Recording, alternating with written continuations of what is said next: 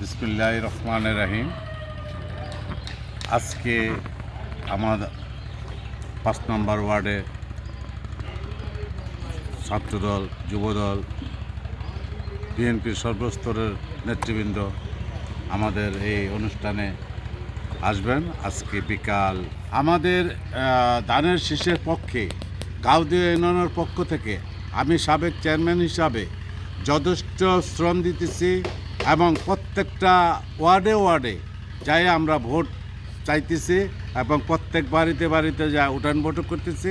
উঠান বৈঠকের মাধ্যমে আমাদের গাউদিয়ায় এমন কোনো ওয়ার্ড নাই যে আমরা না গেছি, প্রত্যেকটা ওয়ার্ডে আমরা পৌঁছাইতে পারছি এবং সেই ওয়ার্ডে আমাদের ভোট এবারকা প্রচুর বিপুল ভোটে আমরা জয়যুক্ত হব। আমাদের কর্মসূচি জননেতা অ্যাডভোকেট সালাম আজাদ আমাদের ৫ নম্বর ওয়ার্ডে আসবেন এবং আনুষ্ঠানিকতা আছে, ওনার জন্য আমরা ব্যাপক হারে ভোট চাইতেছি এবং চাইব। আর আমাদের নেতা জননেতা অ্যাডভোকেট সালাম আজাদ উনি বিপুল ভোটে জয়যুক্ত হবেন এই আশা ব্যক্ত করি আমি।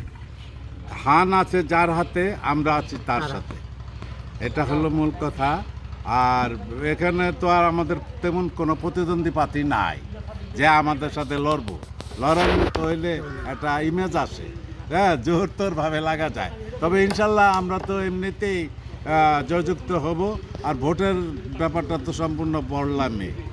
এবং এই আমরা গাউদিয়া ইউনিয়নের পক্ষ থেকে আমি এই ইউনিয়নে যতগুলা ওয়ার্ড আছে এবং কর্মী আছে এবং ভোটার আছে, সবার কাছে আমি ধানের শীষে ভোট চাই।